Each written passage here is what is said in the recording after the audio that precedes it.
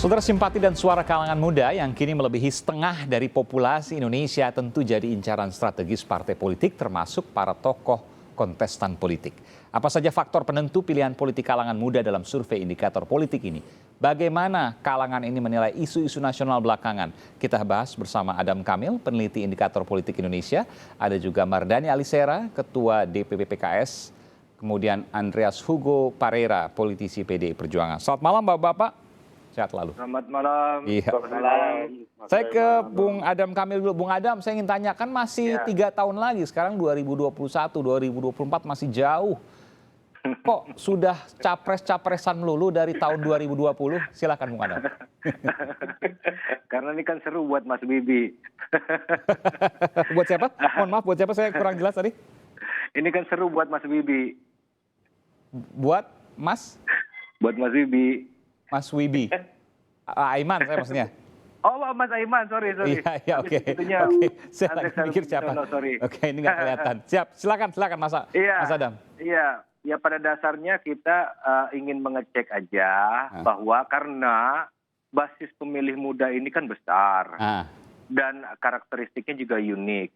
Dia cenderung independen, kemudian juga cenderung engage sama media sosial. Sementara media sosial ini kan luar biasa penetrasinya kepada pemilih. Oleh karena itu kita mau cek bagaimana pendapat kalangan muda ini terhadap isu-isu sosial kemasyarakatan termasuk isu politik di dalamnya.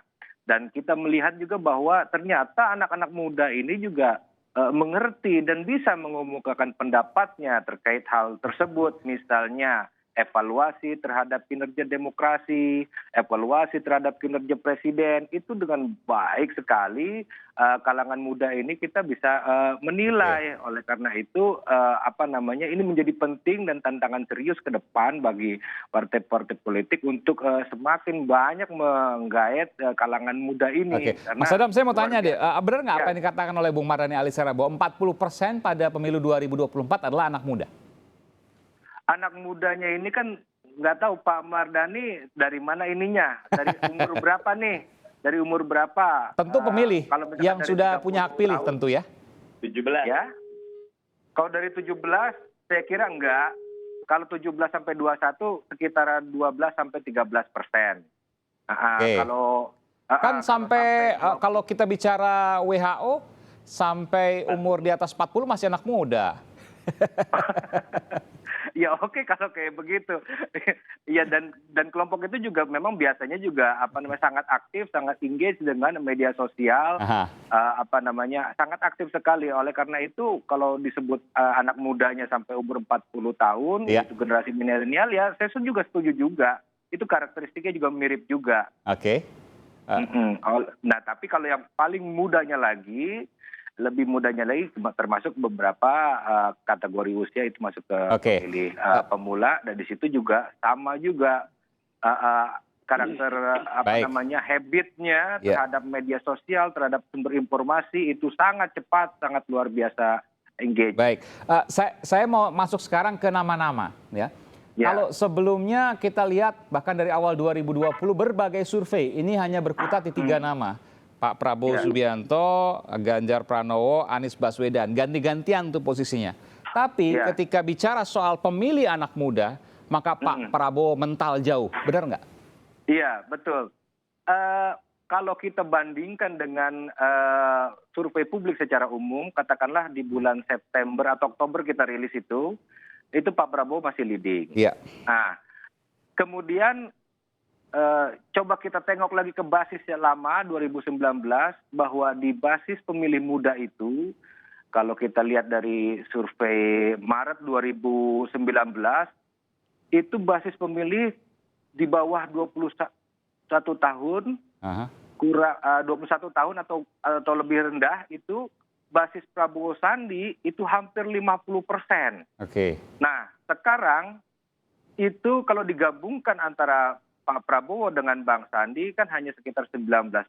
Ini artinya juga ada pergeseran juga di kalangan pemilih muda ini. Meskipun juga ada beberapa yang baru nih, yang 2019 belum memilih, yaitu usia 17 dan 18 tahun. Terkait dengan itu, saya ingin bertanya kepada Bung Andreas Pereira, karena ada selentingan-selentingan, ada isu bahwa perjanjian batu tulis yang tertunda, di mana Pak Prabowo akan dicapreskan oleh PDI Perjuangan pada 2024, gagal total dong kalau seandainya hasil survei dari Indikator Politik Indonesia, Pak Prabowo ketika bicara soal pemilih kalangan muda mental jauh.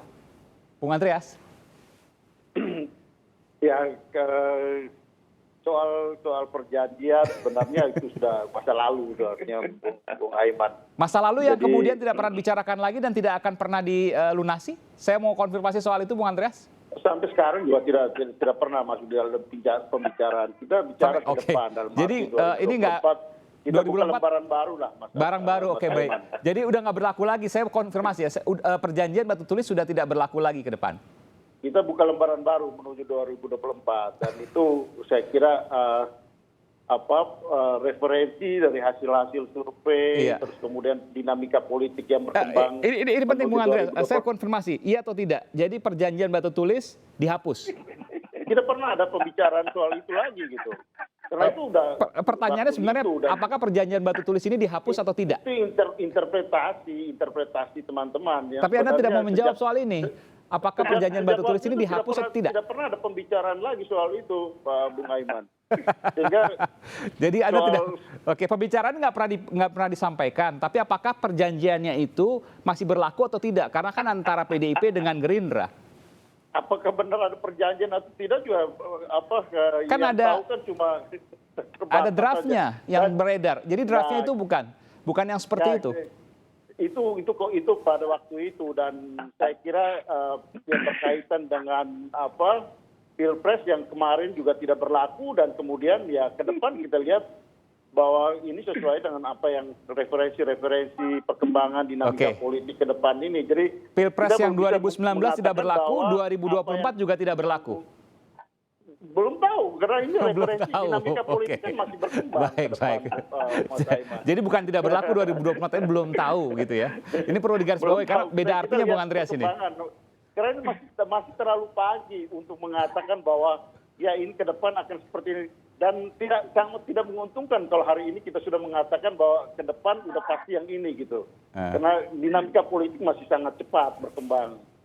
Oke, termasuk juga Bung Ganjar juga. Ini juga belum tahu juga, walaupun surveinya dari 2020 lalu sampai sekarang 3 besar.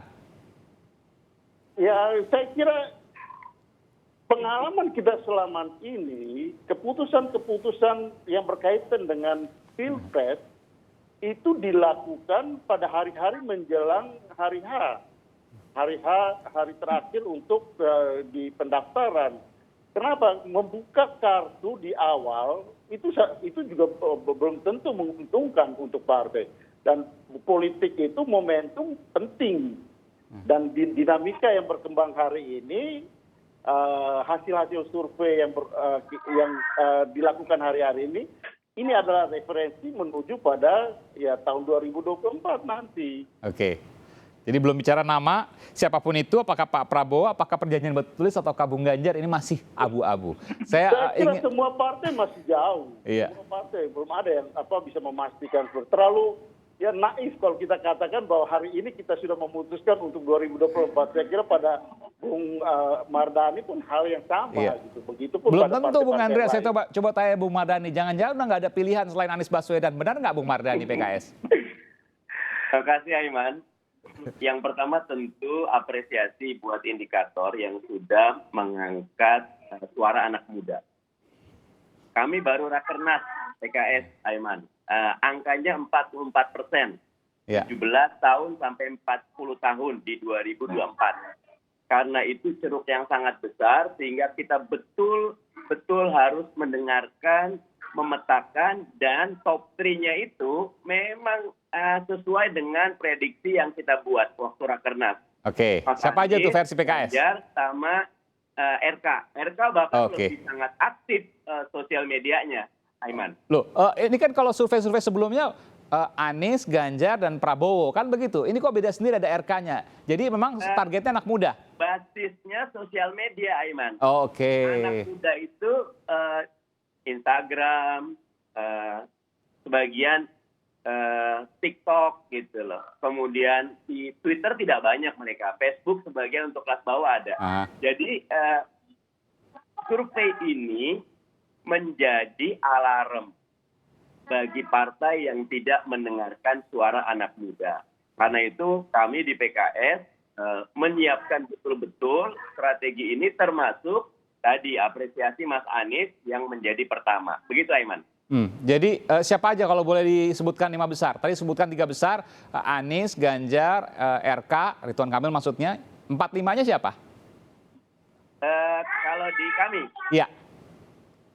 Kami karena kita nyebut nama, tentu Presiden PKS masuk. Gitu. Oke. Ya, kan? Ini survei independen atau survei ala PKS nih? Itu nama-nama. Ada Gamal Albin Said, bidang pemuda kita. Tapi kami pada intinya, Aiman, perlu didengar suara anak muda. Dan sebagaimana yang Adam tadi katakan, do not underestimate. Mereka mendengar, mereka mengawasi, dan mereka menilai. Jadi Pak Prabowo memang betul di survei PKS pun sudah jauh? Betul. Oke, tapi ini bicara soal anak muda, kan ada juga proporsi yang kemudian tidak muda, ya, yang senior. Tentu ini punya preferensi yang berbeda. Apakah kemudian ini punya suara yang lebih kecil, dan penentu kemenangan 2024 adalah anak muda? Kita akan kembali saat lagi, tetaplah bersama kami di Sapa Indonesia Malam.